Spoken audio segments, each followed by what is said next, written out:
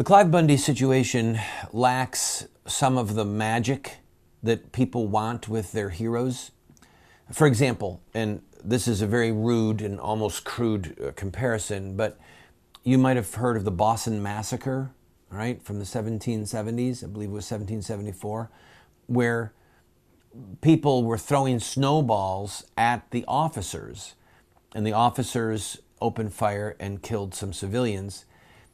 John Adams, our second president, actually defended those soldiers and got them acquitted for murder because he said they were not trying to murder. This crowd instigated this situation, and there was a lot of ill will towards John Adams.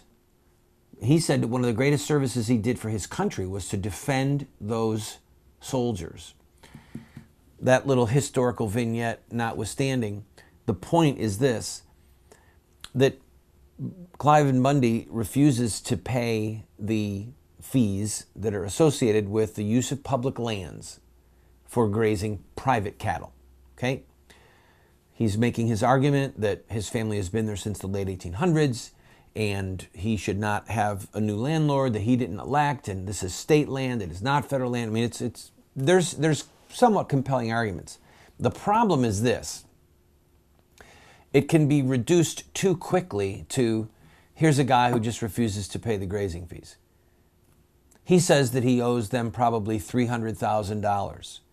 The government says it's in excess of $1.1 million. So either way, we're talking about a significant sum of money. Twice, at least twice, federal judges have ordered him to remove his cattle from the land, and he has just said, I'm not doing it. I'm not doing it, and refuses to do it, and has refused to do it.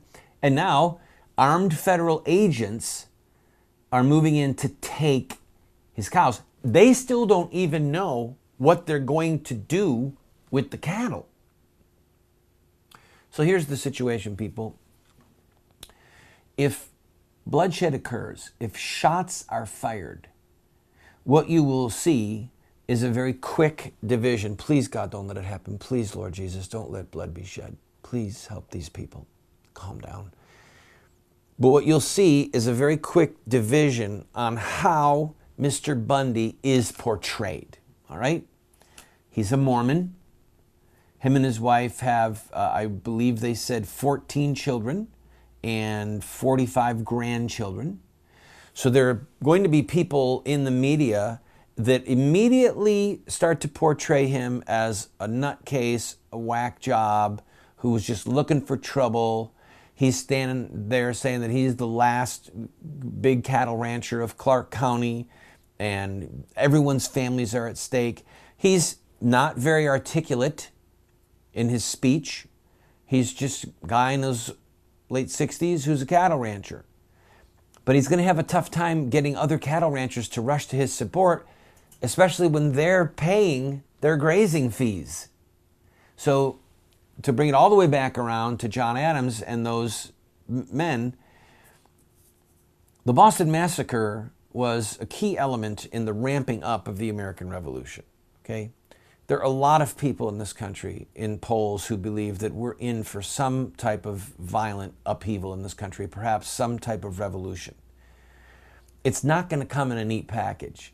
I hope it doesn't come. I hope that we use the revolution at the ballot box to get rid of the Obamas and the Boehners and the Harry Reids, and that we replace them with righteous, God-fearing men and women who will bring this country back to moral sanity. But if there is bloodshed, if there is some type of a revolution, trust me, people, it's not going to be nice and easy. It's not going to be pleasant. It's not going to be in a neat package. And it's going to look ugly. It really is going to look ugly.